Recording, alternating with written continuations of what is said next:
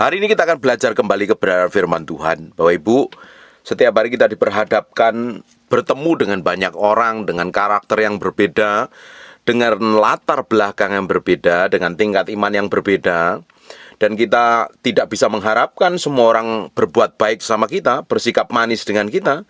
Pada kenyataannya banyak orang malah sikapnya buruk, kelakuannya jelek, jadi batu sandungan. Sekalipun dia rajin gereja, sekalipun dia pelayanan, malah kelakuannya jahat, bejat, rusak, dan kacau. Dan kita sendiri harus menjagain hati kita begitu rupa. Jangan sampai kita kena umpannya setan. Akhirnya kita jengkel, kita kesel, kita membenci, kita marah-marah, kita kepahitan. Ya kita sendiri yang rugi. Sebenarnya kita udah kena jebakan iblis untuk dijerat begitu rupa, ditipu daya supaya kita nggak kenal kasih karunia Tuhan, nggak hidup di dalam kebenaran. Karena kalau kita ini sudah kemakan umpannya setan, berarti kita ini hidup di luar kasih karunia Tuhan. Kita hidup dalam kebencian, hidup dalam sakit hati, hidup dalam kekecewaan. Nah, kita sudah membenci satu dengan yang lainnya. 1 Yohanes 3 ayat 15 katakan, barang siapa membenci sesamanya, dia adalah seorang pembunuh manusia, dan seorang pembunuh manusia tidak berhak mendapat bagian dalam kerajaan Allah. Kalau kita ini tidak bisa menjagain hati kita dengan tepat, menjagai hati kita ini dengan benar, sesuai dengan kebenaran firman Tuhan. Makanya setiap orang harus ngerti firman ini, biar bisa menempatkan hatinya dengan tepat di hadapan Tuhan. Banyak orang ngaku Kristen, ngaku beragama Kristen, rajin ibadah, tidak bisa menempatkan hatinya dengan tepat sesuai dengan kebenaran firman. Sehingga ketika ada perlakuan buruk orang lain, ketika dapat perlakuan jelek orang lain, jadi tersinggung, jadi marah, jadi benci, jadi kesel. Ya bagaimana mungkin bisa menghidupin kebenaran firman Tuhan? Makanya kita ini mesti ngerti firman, ngerti kebenaran dan ngalami Tuhan. Harus, kalau enggak hidupmu enggak berubah, kelakuanmu enggak berubah. Ya percuma saja kita menjadi orang percaya, tapi kalau kelakuan kita seperti orang dunia, enggak bisa berubah, menangnya sendiri, pinternya sendiri, padahal kelakuannya bejat, busuk, jadi batu sandungan kanan kiri. Kita enggak bisa menjadi orang yang di sisi lain kelihatan bagus padahal busuk dan jahat. Kalau kita mau baik ya baik beneran, kalau kita kudus beneran. Jangan ditutupi dengan sikap hati yang busuk dan jelek, padahal di tampilan mukanya kelihatan baik, hatinya sih busuk. Kita harus menjadi orang yang transparan di hadapan Tuhan, kalau benar-benar, kalau salah-salah. Makanya kita harus jagain hati ini, setiap hari diselaraskan dengan firman dan kebenaran. Kalau enggak, hati kita ini akan ngikutin kebenaran kita sendiri. Banyak orang menganggap kebenarannya itu sebagai jalan yang benar-benar benar, enggak taunya ujungnya malah kebinasaan. Semua yang kita pikir, yang kita rasa, yang kita mau ini harus selaras dengan firman. Harus selaras dengan firman. Kalau sikap kita, tindakan kita enggak sesuai dengan firman, ya kita perlu berubah dan bertobat. Jangan kita ngambil keputusan semau kita sendiri, bertindak seenak sendiri, emosimu nggak bisa kendalikan, nggak dikontrol. Ujungnya kamu bisa taruh sakit hati, jengkel, benci, dan marah. Kalau sudah begitu, sudah jatuh di dalam dosa. Yang rugi siapa? Ya hidupmu sendiri. Nggak bisa menikmatin sukacita yang datangnya dari Tuhan. Kalau kita ini dengar perkataan orang dan kita itu marah, kita dengar perkataan orang kita tersinggung, kita dengar perkataan orang kita sakit hati, orang lain memperlakukan buruk kita dan kita marah-marah dan pingin balas, artinya sukacitamu itu sudah dicuri oleh setan. Makanya kita harus bisa menempatkan hati kita ini dengan tepat di hadapan Tuhan. Kita meski sadarin tidak semua orang itu bisa bersikap baik terhadap kita. Tidak semua orang itu bertobat, tidak semua orang itu kenal kebenaran, bersikap sesuai dengan firman Tuhan. Makanya ketika kita diperhadapkan dengan orang-orang yang menyebalkan, orang-orang yang menjengkelkan, orang yang pelakuannya buruk, termasuk pasangan hidupmu yang belum bertobat, kita harus memiliki sikap hati yang benar di hadapan Tuhan. Apalagi kalau pasangan suami istri, salah satu pasangannya hidupnya nggak benar, kelakuannya buruk, sikapnya jahat, mulutnya jahat, dan ngawur sekali hidupnya. Ya, kita yang bertobat harus ngerti kebenaran, bersikap benar di hadapan Tuhan. Jangan sampai kita termakan, akhirnya kita terjerumus di dalam dosa dan pelanggaran. Kita meski sadar diri, kita yang hari ini Bapak Ibu yang dengar firman apa yang saya sampaikan, kau harus mengambil sikap yang benar di hadapan Tuhan, berkelakuan, bersikap, bertindak benar di hadapan Tuhan. Jangan malah terpancing, jangan malah ikut-ikutan, ribut, gegeran, dan berantem. Saling membenci, saling cakar, saling gigit, dan saling telan. Ya tidak jauh beda dengan orang dunia. Justru karena kita ini kenal kebenaran, karakter, sikap, tindakan, perbuatan kita harus mencerminkan kebenaran. Kalau tidak, kita ya nggak jauh beda dengan orang dunia. Orang dunia gigi ganti gigi, mata ganti mata, nyawa ganti nyawa. Tapi Alkitab mengatakan, kita akan lihat ya. Di kitab Lukas pasal yang ke-6, mulai ayat yang ke-27. Tetapi kepada kamu yang mendengarkan aku berkata, kasihilah musuhmu, berbuatlah baik kepada orang yang membenci kamu. Kita disuruh melakukan hal yang berbeda dari orang dunia lakukan. Kalau ada orang membenci kita, kita justru malah suruh berbuat baik. Kita suruh mengasihi orang yang memusuhi hidup kita. Bagaimana itu? Itu kan bertentangan dengan pola pikirnya orang dunia. Memang kekristenan kita ini harus ngikutin cara hidup kerajaan Allah, prinsip kerajaan Allah yang bertolak belakang dengan cara orang dunia. Kalau kita hidup di dalam dunia, ketika ada orang yang membenci, ya kita ikut membenci, malah kita ingin balas malahan. Kalau ada orang memusuhin kita, malah kita ingin lakukan yang lebih jahat kadang. Tetapi ketika kita ini percaya Tuhan, kita hidup dalam kekristenan, hidup dalam kekudusan, menghidupin apa yang firman katakan. Justru kita harus berbuat baik sama orang yang membenci kita. Kalau perlu datengin, kasih makanan, ajak makan di restoran yang paling enak. Kalau perlu kirimi makanan yang paling enak sama orang yang membenci kita. Saya udah pernah lakukan ini berkali-kali.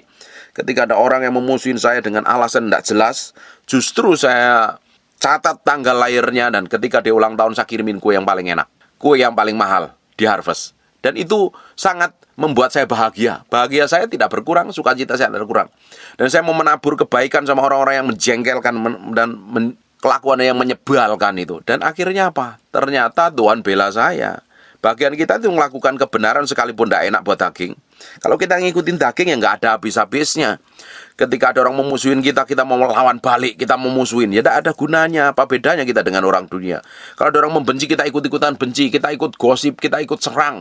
Lewat media sosial, lewat apapun, lewat pertemanan dan lain sebagainya, kita jelek-jelekan dan lain sebagainya. Nggak ada gunanya.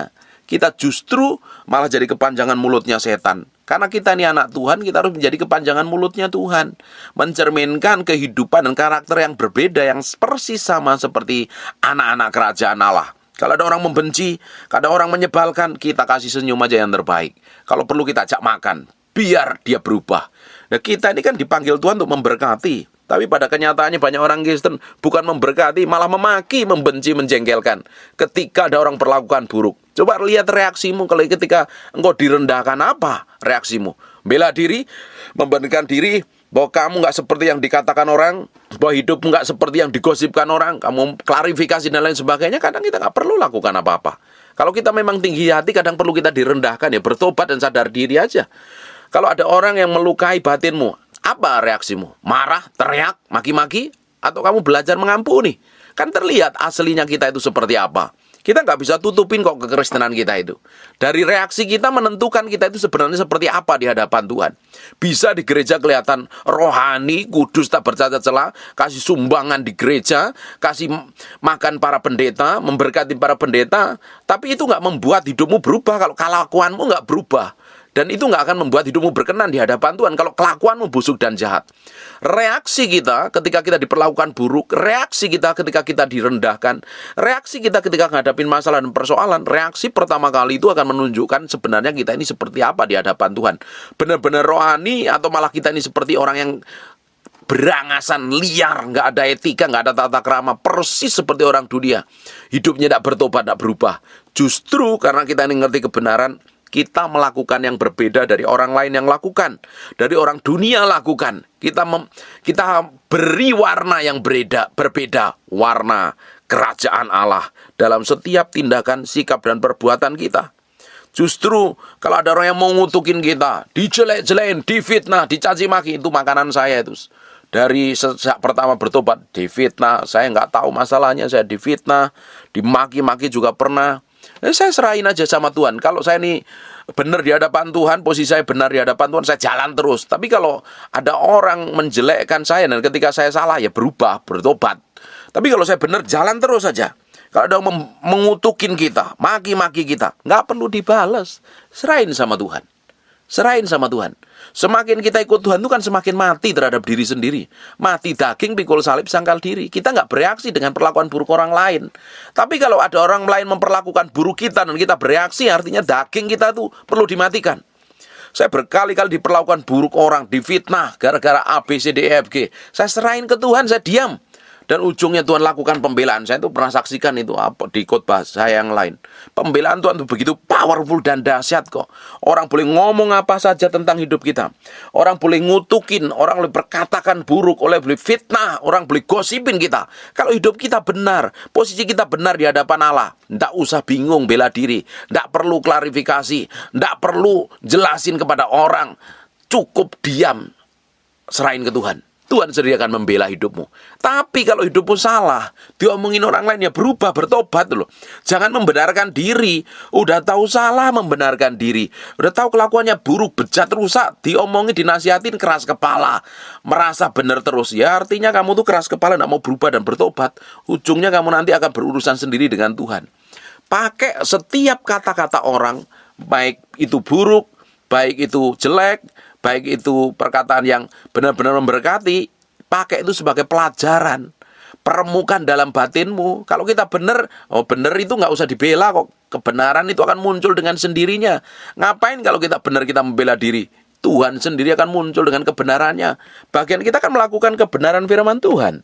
Orang boleh tuduh, orang boleh fitnah, orang boleh melakukan buruk sama kita. Kalau kita hidup dalam kebenaran, kebenaran itu akan muncul dengan sendiri. Bahkan kita akan promosi. Bahkan kita akan mengalami pembelaan Tuhan secara ajaib dan dahsyat. Kalau kita salah, ya kita harus sadar diri dan berubah, bertobat gitu loh. Ditegur, sudah tahu salah, bela diri, membenarkan diri, cari alasan. Itu namanya orang keras kepala. Itu namanya orang nggak tahu diri. Jadi orang Kristen itu mesti tahu diri. Ngikut Yesus itu tahu diri loh, sadar diri. Bertobat, berubah itu kalau udah salah. Jangan bela diri terus. Sadar diri, tahu kelemahanmu di mana, kesalahanmu di mana, ya berubah. Jangan keraskan hati. Ayat 28 perhatikan. Mintalah berkat bagi orang yang mengutuk kamu. Berdoalah bagi orang yang mencaci kamu. Loh, kita suruh melakukan hal yang berbeda dari orang dunia. Lalu kalau ada orang mengutuk kita, apa kita kutuk balik? Kita cari pengacara. Bela, ini pencemaran nama baik. Atau kita mau benar-benar caci balik, kita rendahin dia. Atau kita serahin sama Tuhan.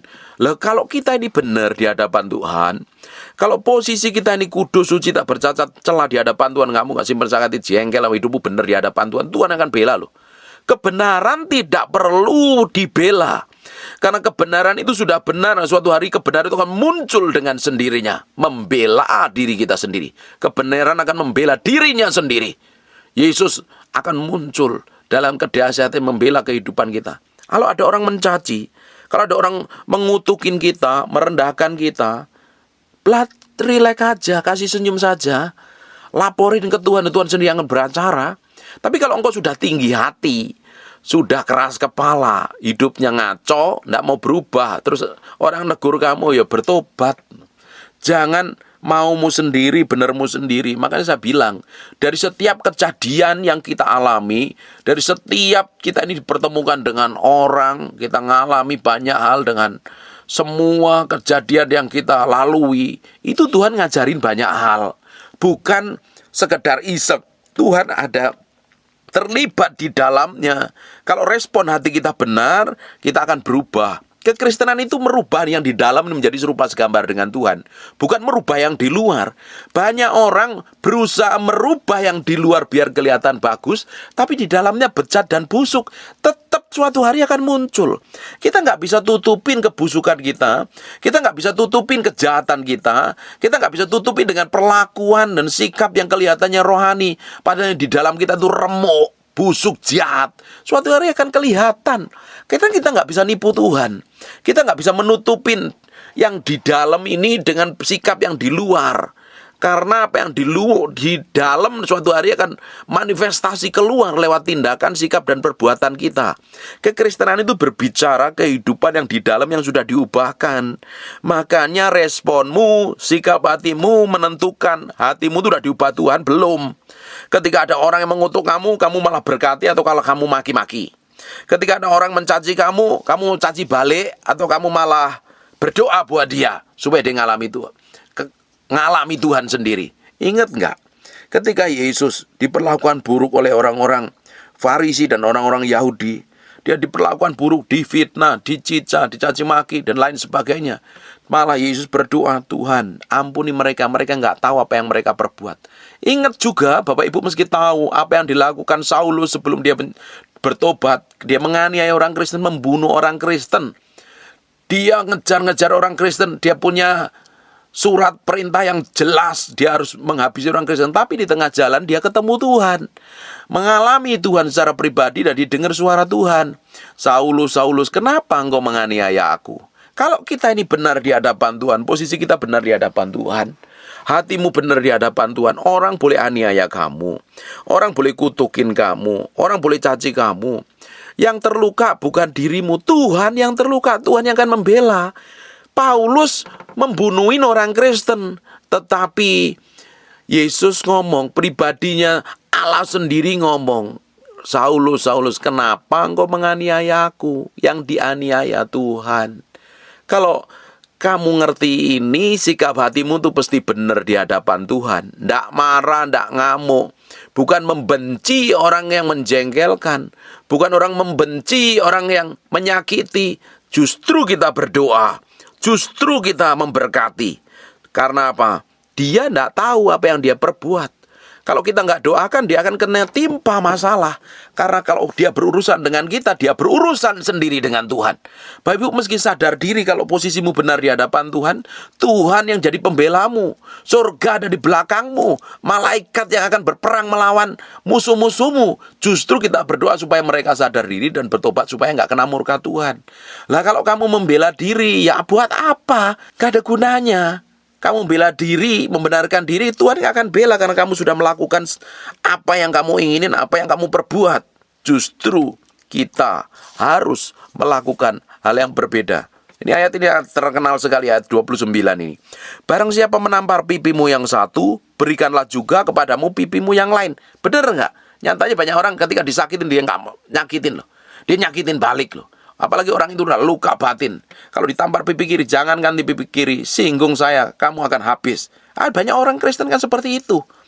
Justru kita melakukan yang berbeda.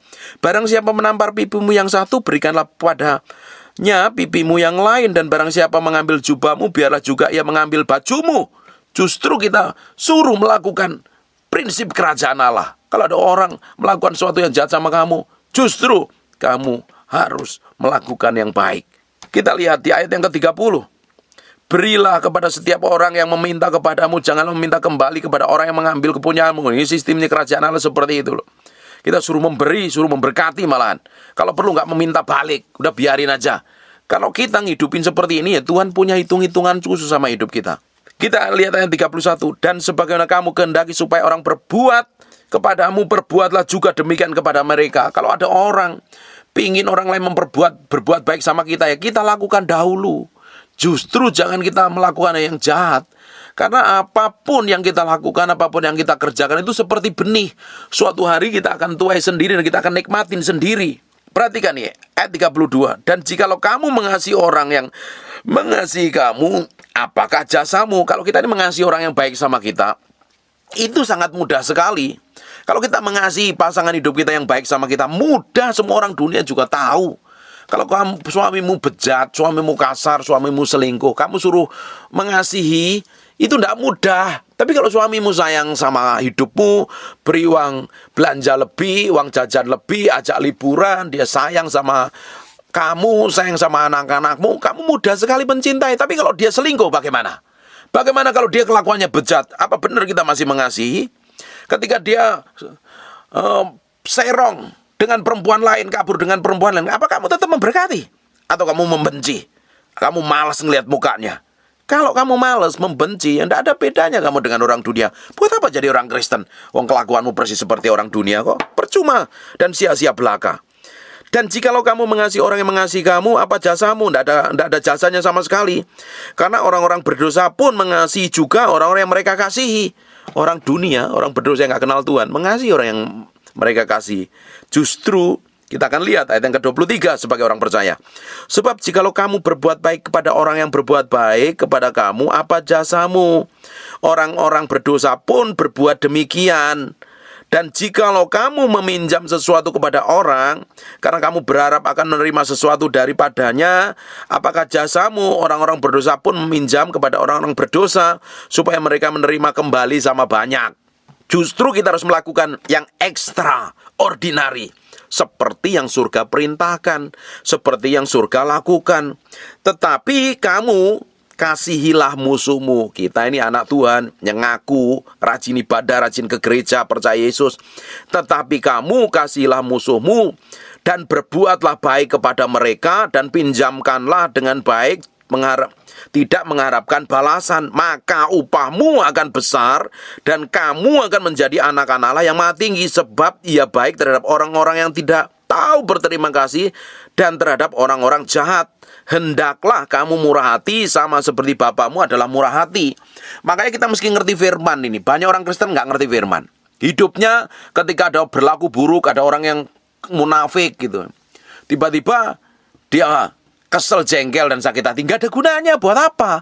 Karena kita mesti sadari tidak semua orang itu hidup sesuai dengan kebenaran firman Tuhan. Dan kita nggak bisa tuntut orang lain bersikap baik sama kita. Kita nggak bisa tuntut orang lain tuh hidupin firman. Yang kita bisa lakukan adalah kita bersikap seperti firman. Apa yang firman katakan itu yang kita hidupin. Makanya kita perlu dewasa di dalam Kristus. Orang dewasa di dalam Kristus itu ngerti firman, ngerti kebenaran, dilakukan, dipraktekkan dalam praktek hidupnya sehari-hari, mencerminkan kemuliaan Tuhan. Bukan bersikap buruk, berkelakuan jahat, bersikap munafik. Orang Kristen rajin ke gereja nggak ngerti firman, plonga-plongo, gampang sakit hati, gampang tersinggung, gampang marah, membenarkan diri sendiri sekalipun salah, merasa hebat, merasa pintar, merasa benar. Bagaimana mungkin menjadi berkat? Bagaimana mungkin mempermuliakan nama Tuhan? Malah jadi batu sandungan. Bapak Ibu, kenapa kok kita ini sering ribut satu dengan yang lain? Kenapa kok kita ini suka bertengkar, gegeran satu dengan yang lain? Karena kita nggak sadar diri. Kita nggak tahu diri bahwa kita ini sebenarnya orang yang harus ngidupin kebenaran firman Tuhan, bersikap, bertindak, menjaga hati kita ini tepat seperti yang Tuhan mau dan Tuhan inginkan. Tapi banyak orang sangat-sangat fokus pada dirinya sendiri, fokus sama hidupnya sendiri, sehingga tidak peduli lagi dengan apa kata Tuhan. Ketika ada orang menyakitkan, ketika ada orang menyakitin, ketika ada orang melukai, ketika ada orang yang mencekno, kata orang Surabaya, bencekno, ngeselin, dan dia bersikap buruk. Berapa banyak keluarga karena sikapnya buruk satu dengan pasangan, satu dengan lain di dalam pernikahannya, akhirnya apa? Saling membenci loh. Dulunya cinta, saling membenci, akhirnya apa? Cerai. Kenapa? Nggak bisa menerima satu dengan yang lainnya. Nah, kita kan nggak bisa maksa orang lain bersikap seperti yang kita mau. Kita nggak bisa paksa orang lain berkata seperti yang kita mau. Kita bisa paksa diri kita, hidupin firman dan hidupin kebenaran. Coba sekarang kita akan lihat di Yohanes 13 ayat 34 dan 35. Aku memberi perintah baru kepadamu, yaitu supaya kamu saling mengasihi. Kita disuruh saling mengasihi loh satu dengan yang lain. Termasuk orang yang menyebalkan, termasuk semua orang yang menyakiti, termasuk pasangan hidupmu yang selingkuh, nyeleweng, yang menyakiti hatimu. Kita disuruh mengasihi tanpa pandang bulu loh. Yaitu supaya kamu saling mengasihi sama seperti aku telah mengasihi kamu. Demikian pula kamu harus saling mengasihi. Dengan demikian semua orang akan tahu bahwa kamu adalah murid-muridku, yaitu kalau kamu saling mengasihi. Banyak orang ngakunya Kristen, tapi kehidupannya nggak mencerminkan kehidupan seperti Yesus Kristus Tuhan. Kemarin saya bahas Kristen pertama kali disebut di Antioquia. Kenapa orang-orang disebut Kristen? Karena ngikutin gaya hidupnya Yesus, ngidupin kelakuannya Yesus, sikap dan tindakannya Yesus, makanya disebut Kristen. Bapak Ibu punya KTP Kristen, tapi hidupmu nggak mencerminkan kemuliaan Tuhan, nggak menghidupin gaya hidupnya Yesus, kamu nggak layak disebut Kristen. Karena di ayat ini katakan bahwa kamu adalah muridku, yaitu jikalau kamu saling mengasihi loh.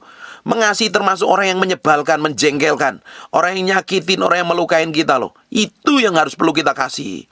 Ya, kita nggak bisa mengasihi kalau kita nggak penuh kasih. Bagaimana mungkin kita bisa mengasihi orang yang menyebalkan kalau hidupmu penuh kepahitan, sakit hati, luka batin di masa lalu yang belum beres.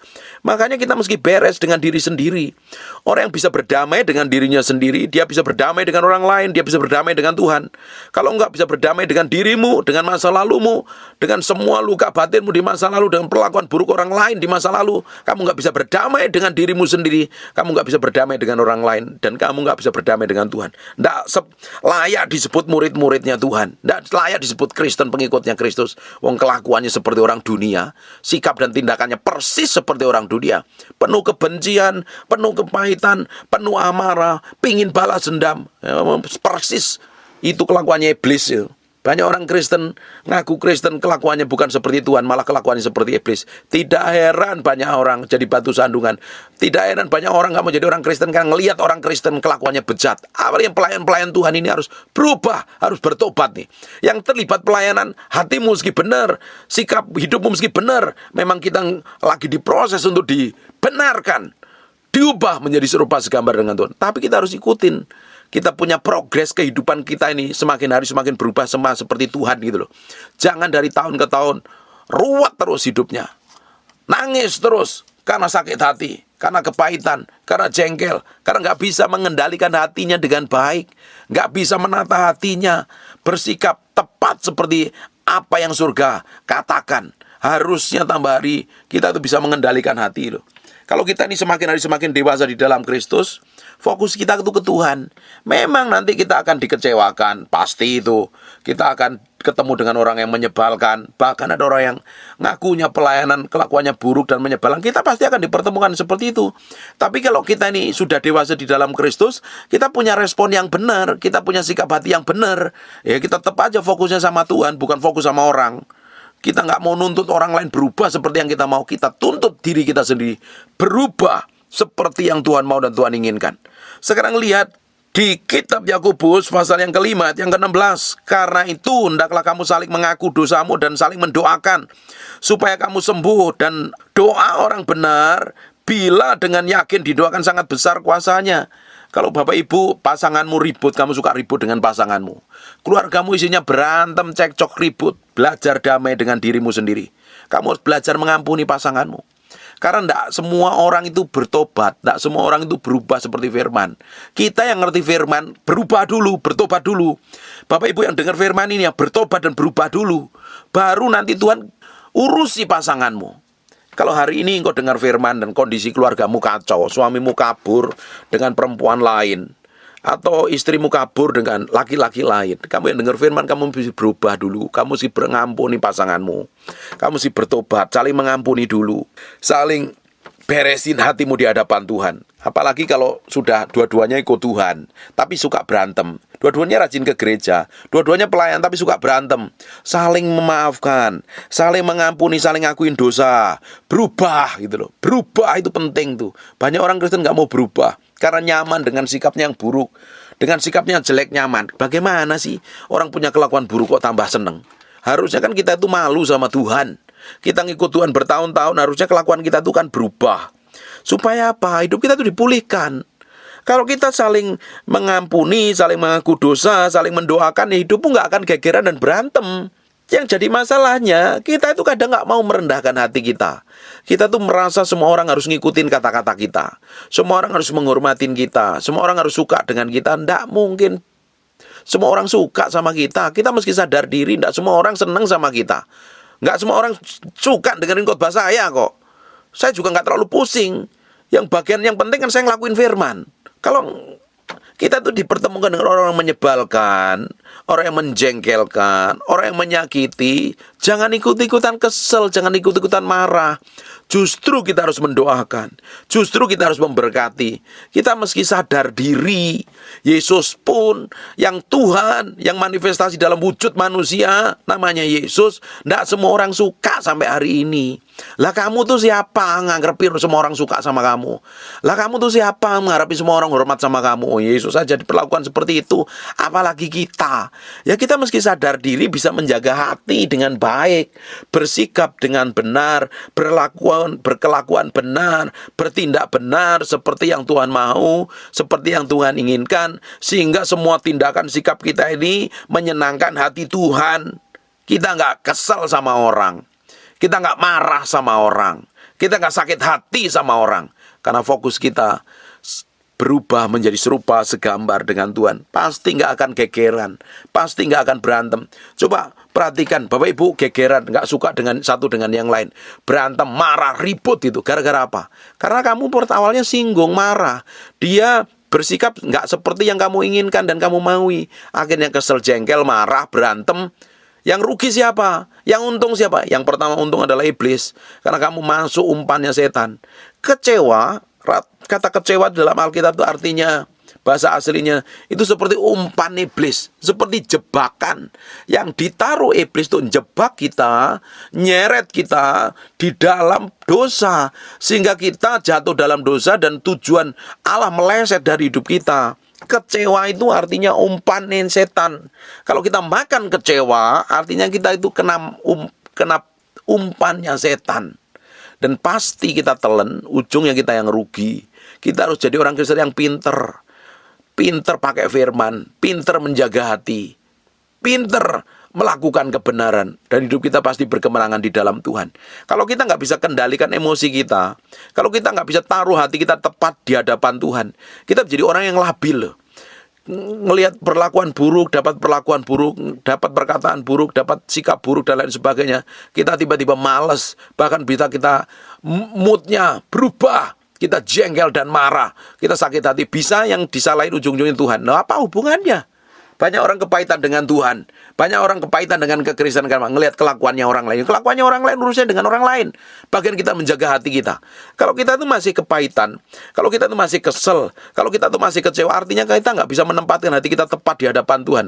Saya berdoa suatu hari akan lahir suatu generasi yang bebas dari sakit hati dan kecewa. Dia fokusnya sama Tuhan. Dia nggak pusing dengan perkataan buruk orang lain. Dia fokusnya pada janji Tuhan.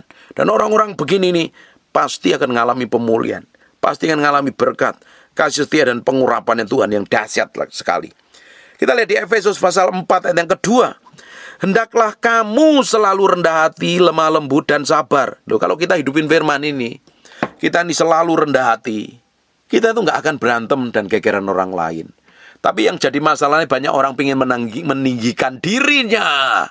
Lihat gelarku, lihat jabatanku, lihat apa yang ku pakai, lihat yang aku miliki, lihat koneksiku, lihat hartaku, lihat bisnisku. Kenapa kok bisa menunjukkan itu? Karena meninggikan diri, ingin dikasihi, ingin dihormati. Justru kita di Efesus 4 ayat yang kedua katakan, hendaklah kamu selalu rendah hati, lemah lembut dan sabar. Tunjukkanlah kasihmu dan dalam hal saling membantu. Lah, kalau kita hidupin firman seperti ini aja, kita tuh hidup merdeka loh, bebas dari sakit hati, kecewa dan kesel. Banyak orang nggak bisa mengendalikan hatinya, meledak-ledak.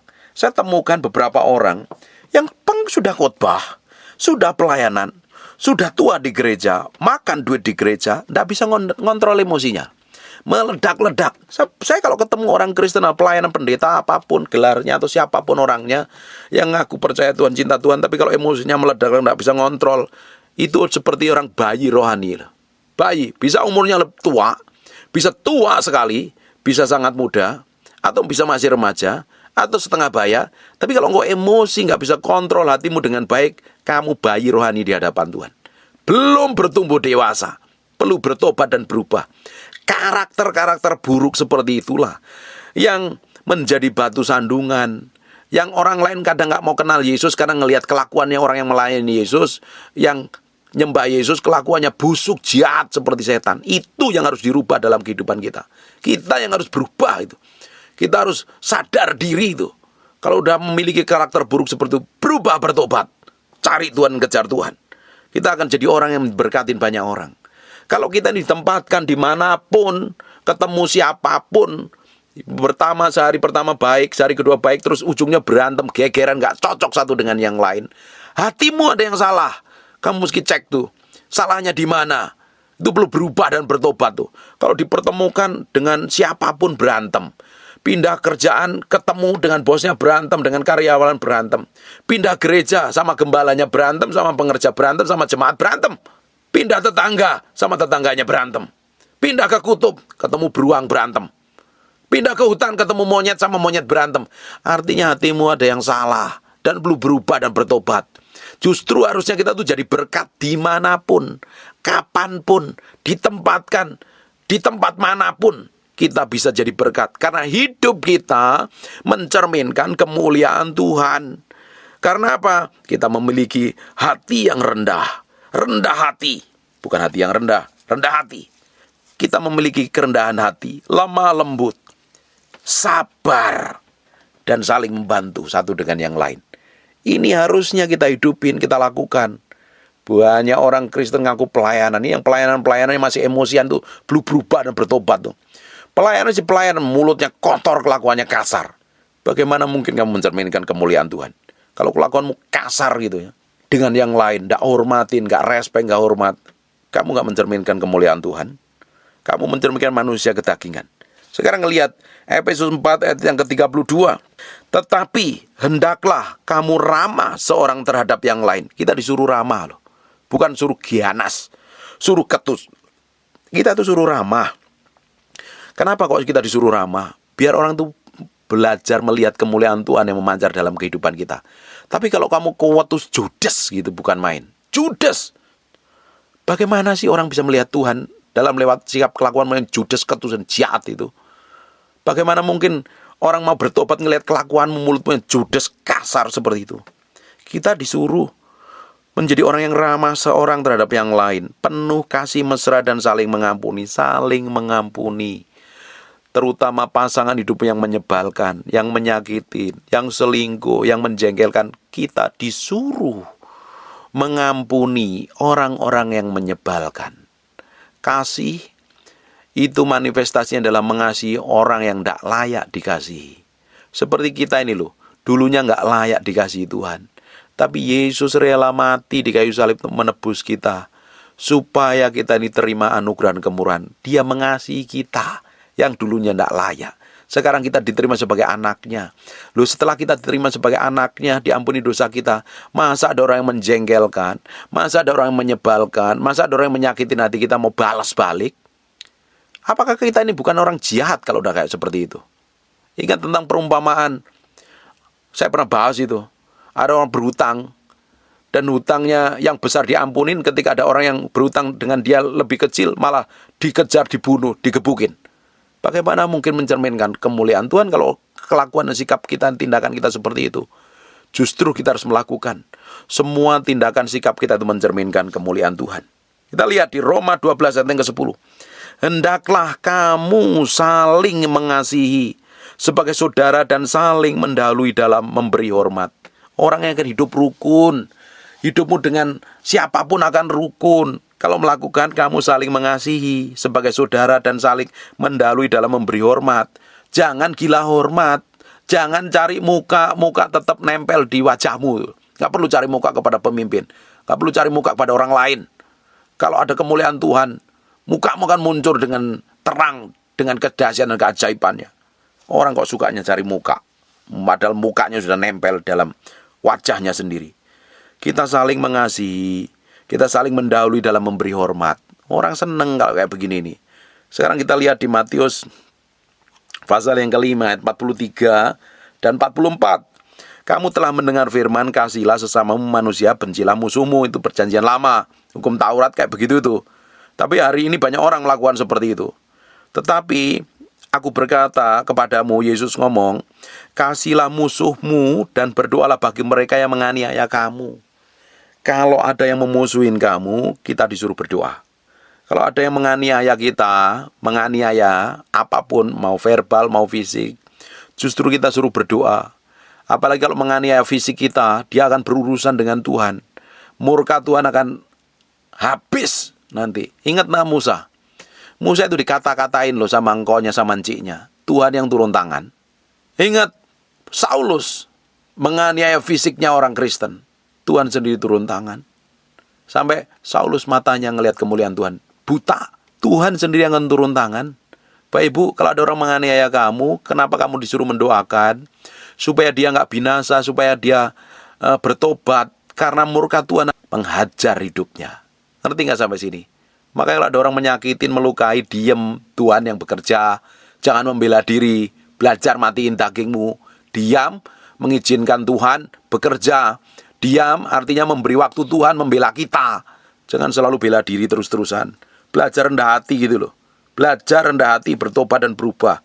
Jangan hidupmu gak berubah terus-terusan. Jangan hidupmu semakin hari semakin jahat, tidak berkenan di hadapan Tuhan. Kita harus melakukan hal yang berbeda daripada orang yang dunia lakukan.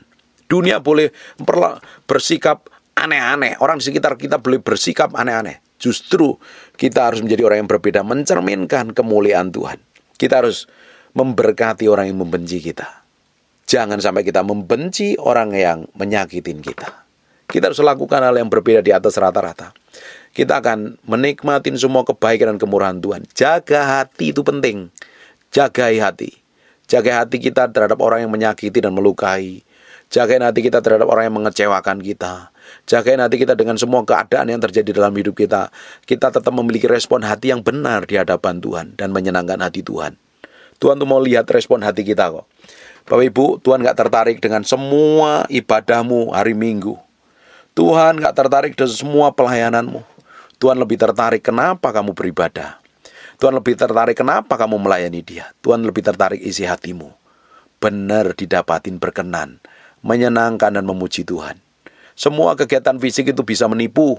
Semua kegiatan fisik itu bisa jadi kamuflase. Tetapi yang di dalam hati ketika didapatin benar itu yang menyenangkan hati Tuhan. Saya berdoa mulai hari ini kita memiliki sikap hati yang benar dalam segala hal. Kita mau menyenangkan hati Tuhan.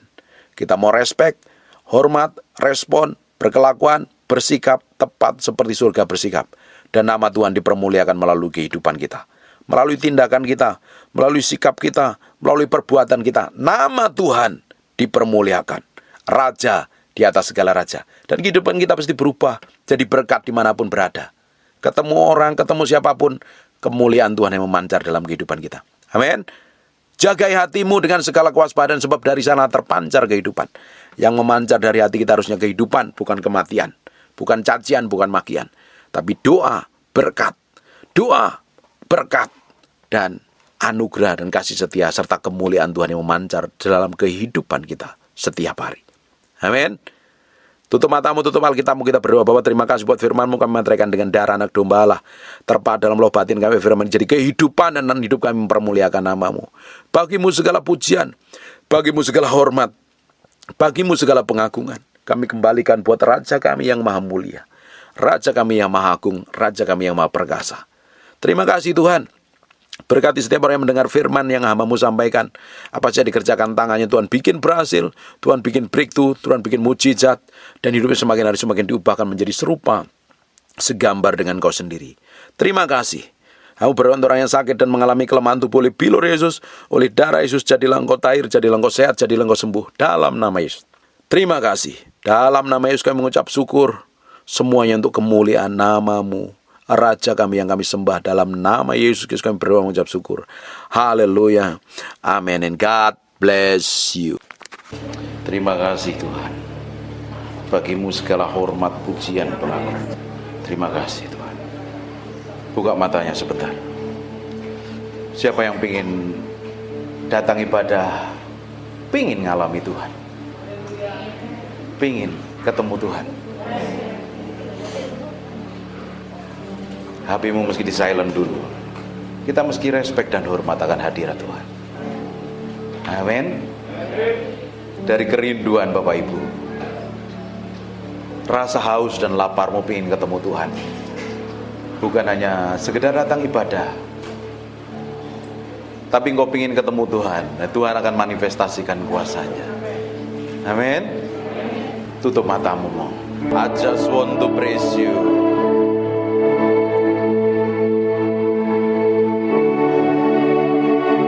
Aku berdoa ada urapan Tuhan sedang turun dalam ruangan ini.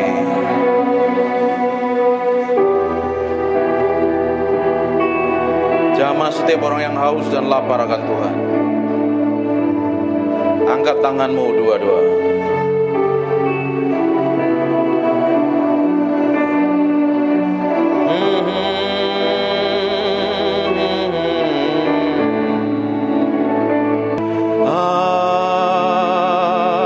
Just want to praise you. Lift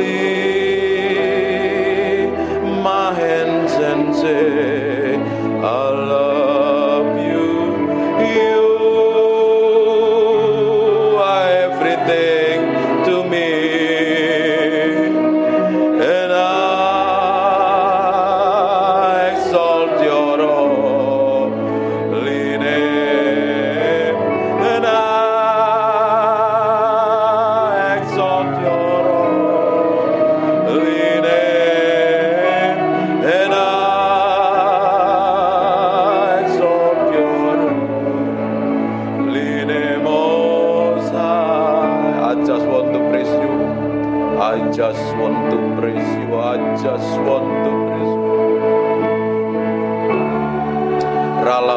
Aku berdoa setiap orang dalam ruangan ini, biar Engkau sendiri yang jamah Tuhan siang hari ini. Aku berdoa ada orang raus dan lapar akan Tuhan, sedang dilawat Tuhan dalam nama Yesus Kristus. Aku lepaskan urapan itu turun dalam nama Yesus Kristus. Ike poko no montoko. Di ruangan sebelah aku berdoa ada penguarapan turun. Tutup matamu.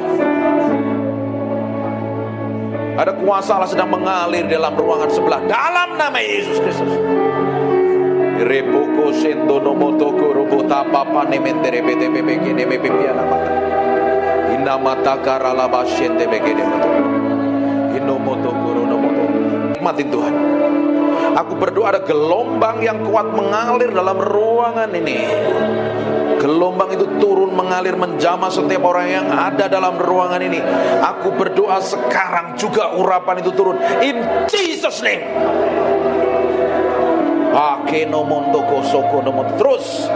Terus pengurapan itu semakin kuat, jamah dan urapi, bahwa mereka mengalami pengalaman pribadimu dengan ajaib dan dahsyat.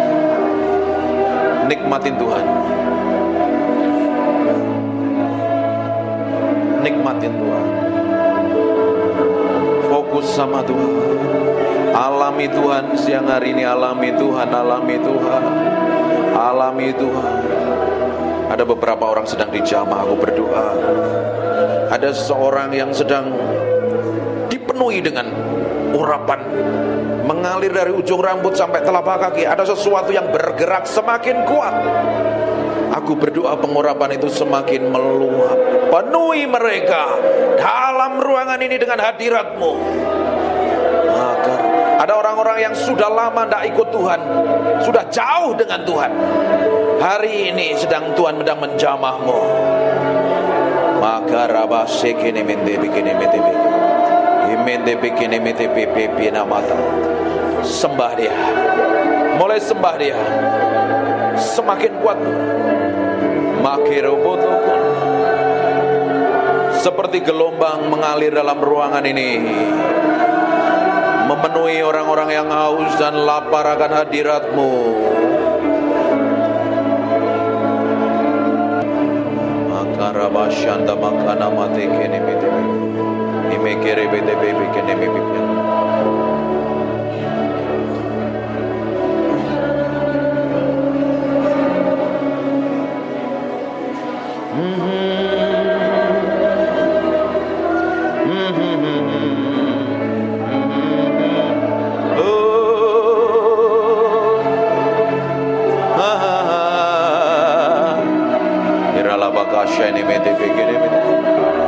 Ini bagian-Mu Tuhan, Engkau sedang menjamah umat-Mu. Buat sesuatu yang spesial pagi hari ini.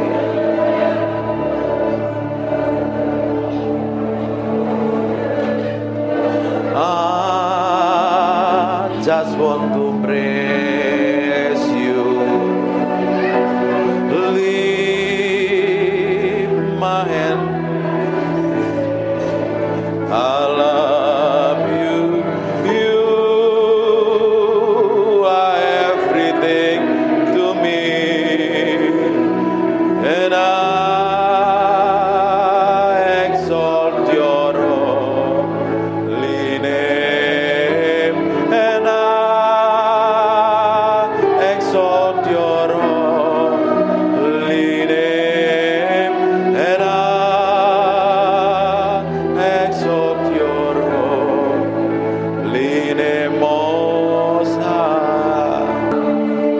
kasih Tuhan.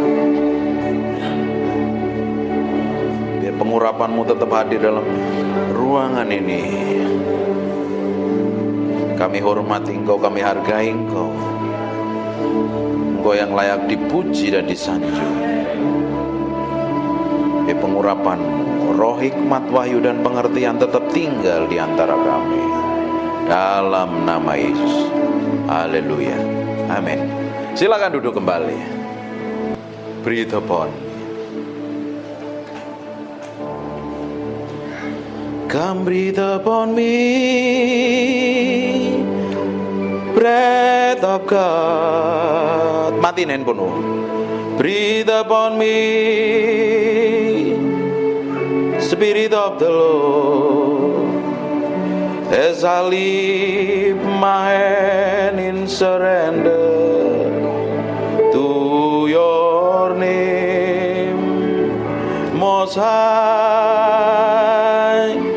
I'm yielding to your spirit, walking in your love. Jesus, I adore. Jesus, I adore. Ada anak kecil bisa di kamar sebelah, ruangan sebelah.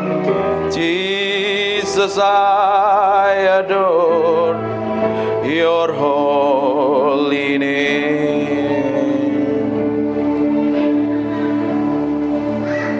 Breathe upon me, breath of God. Breathe upon me,